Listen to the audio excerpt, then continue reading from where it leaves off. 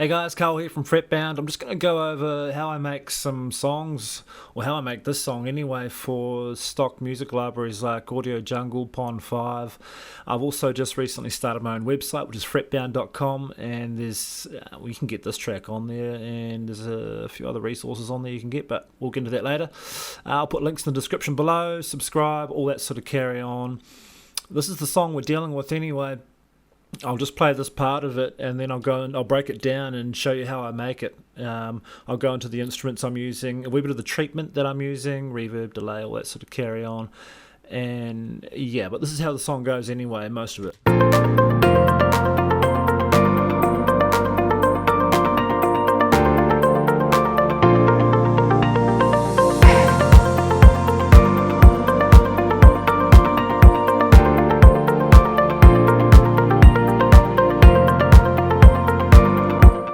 That's the guts of the song.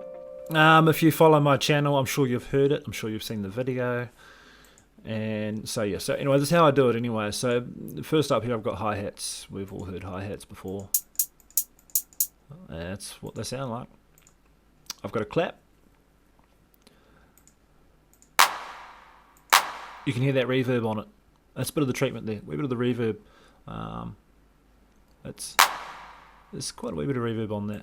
That's how that sounds on its own. This instrument here is called Palm Juice. This is part of the Contact library. If that would come up, that would be nice. There we go. So it's called Palm Juice. Honestly, this instrument is about $15. It's really cheap and well worth it. Got a good clean sound. And yeah, you can have here, so what I've got here is I've got the neck position here and the bridge position. When you set this up, make sure you set these channels to Omni so that it plays both of them. Otherwise, you'll only get one of them. I'm just going to play that through just on its own. I'll solo it. I'll play it through its own so you can hear what it sounds like. What it's got, the delay on it's a dotted eighth note delay. You'll hear that from, say, like The Edge from U2, Angels and Airwaves, Tom DeLonge's new band from Blink-182. You'll hear it in that as well. And this is the effect that it gives you. It's also got a wee bit of reverb on it.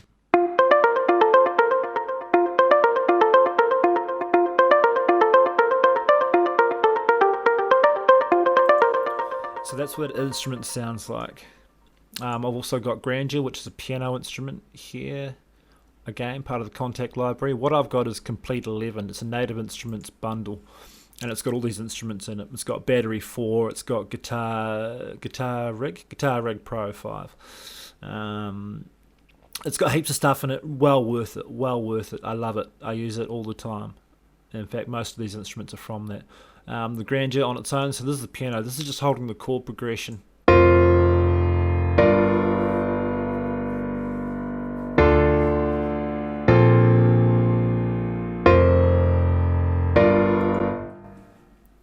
Quite simple. But that's how it sounds on its own. And then we've got two bass guitars, or two basses. I won't call them guitars. I'll call them MIDI instruments.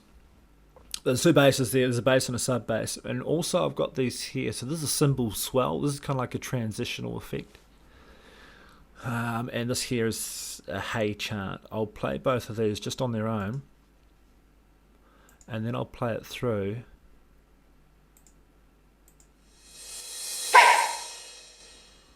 So that's what they sound like on their own.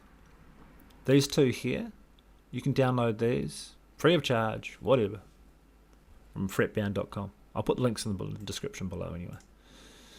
So all those instruments there, when we bring, this here, don't worry about this. This is just an automation track. This just fades the song out at the end. So don't worry about that. So when these here all get played together, it sounds it sounds exactly like this.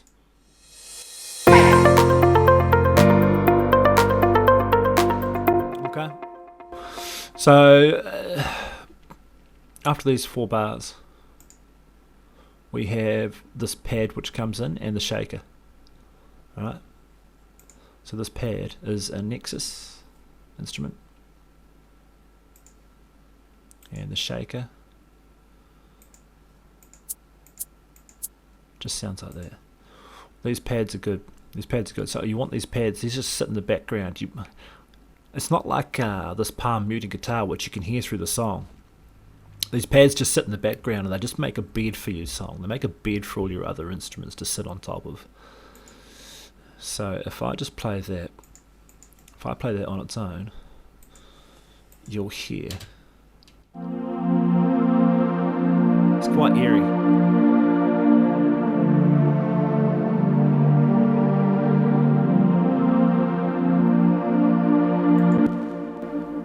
So that's what that's doing. That and the shaker together. I mean, that's boring. On its own, that's boring. I'm not going to lie. We'll stick it all together though.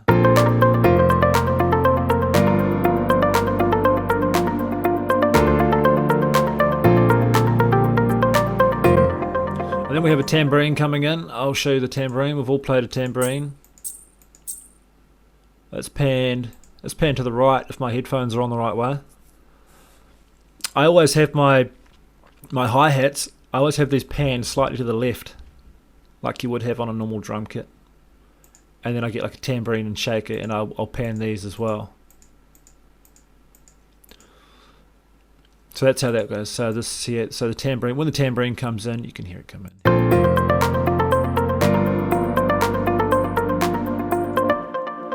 So that's how it works. This instrument that comes in up here is called harmonics. It's an instrument by Waves.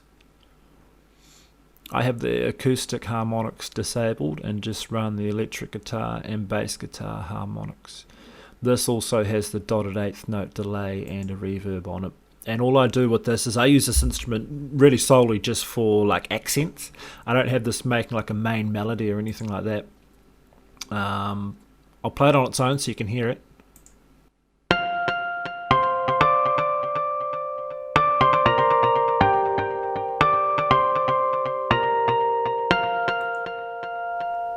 So that's how it sounds on its own. You can hear it in the background.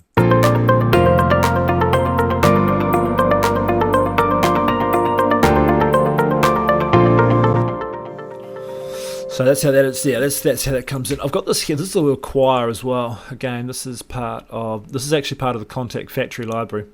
You get it in here. I think it's an A valve that I'm using. I'll play that plus Waves harmonics on their own.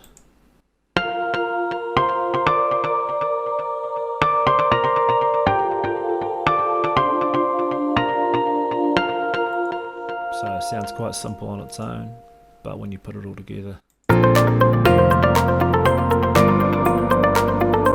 you know how it goes. So what I usually do, or what I quite often do with my songs, is before I want everything to come in with all that energy, which is usually brought about by this kick drum here. We all know what a kick drum sounds like, but this kick drum comes in and this sort of brings everything in. And I always have it with these transitional swells, and I quite like this hey chant.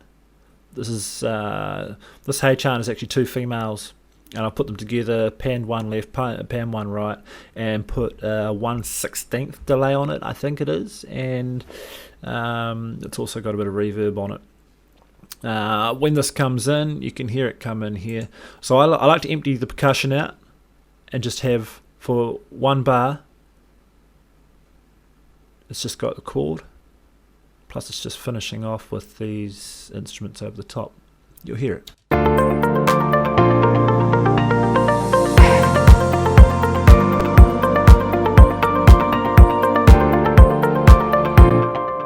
So that's how that goes.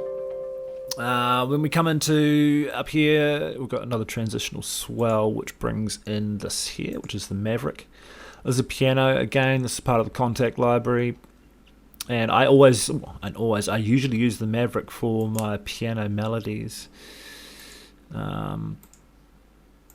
Here, I'll play this on its own.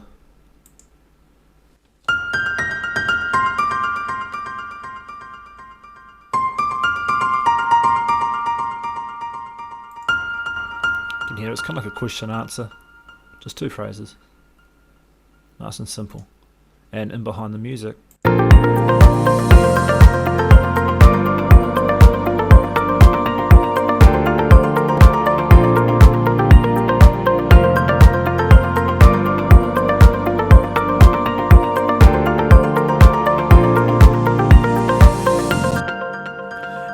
kind of worked this, the way I kind of worked this was I had this Maverick. I have this first phrase here. I'm not going to get too much into the whole songwriting thing, but what I did was got this Maverick. This first phrase here actually gets finished off by the Waves harmonics. Each of these two phrases gets finished off by the Waves harmonics, and if you listen to it carefully enough, you'll hear it. I'm not going to get too much into that though. But this part here, so where it all empties out, this is kind of like the bridge, I guess, interlude, whatever you want to call it. I don't know, I do this with most of my songs. I empty out the percussion, most of the percussion, take away all the energy, but keep the melody going and have something very simple holding the chord progression in behind. In this song I've got the bass here, which just holds the chord progression. But I've just got some melodies going over the top. Here, have a listen. That's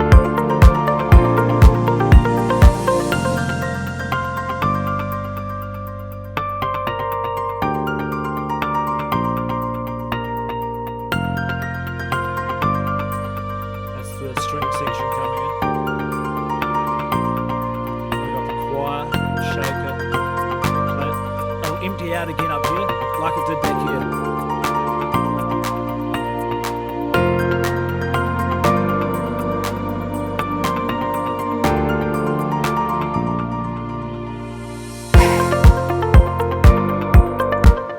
What I did there, again, I don't want to go too much into the songwriting, but what I did there is I took away this Maverick piano line, this melody, and made it so that the palm muted guitar really took over the melody.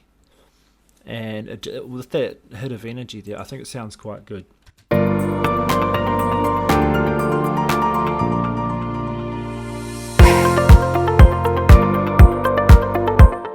So that's what I did with that. But yeah, that's pretty much how you make these songs. And then when you go out to the outro here, you're just building back up, the same as you did at the start here. You may have some variations. Well, I mean, this is what I've done for this song anyway. There's no rules to it. There's no, you must do this, you must do that. This is just how I've done it for this song. Some of my songs are different. Some of them are structured differently. But when I get to the end, what I like to do, just for a nice simple outro, is I kill all the percussion, all the drums, everything. And I just have kind of like what I did through the interlude here, except I take away all of the percussion. And here, have a listen.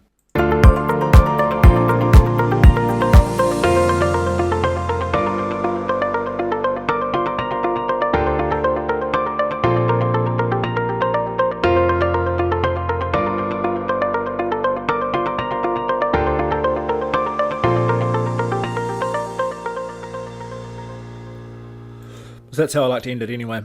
Some songs I end a little bit differently. Most of my songs I'll end like this though. It makes for a good ending. That's just how I do it. Also, something I just want to go into while I'm here, I'm going to bring up the mixer. And on the master bus, this is where everything goes out. This is called Patcher. And what this is doing is basically it's just controlling the stereo mix. So everything up the middle, mono, is being controlled, EQ'd with this, and everything around the outside is being EQ'd with this, everything in the stereo. Something I recommend you getting, and this is available on fretbound.com for free. You can download this. I'll put a link in the description. This is called Voxengo Span, and I'll show you what.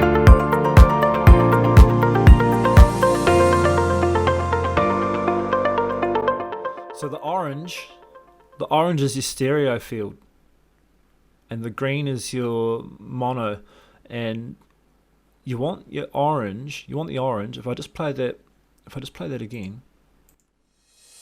You want the orange to sit inside the green. You don't want to go outside the green.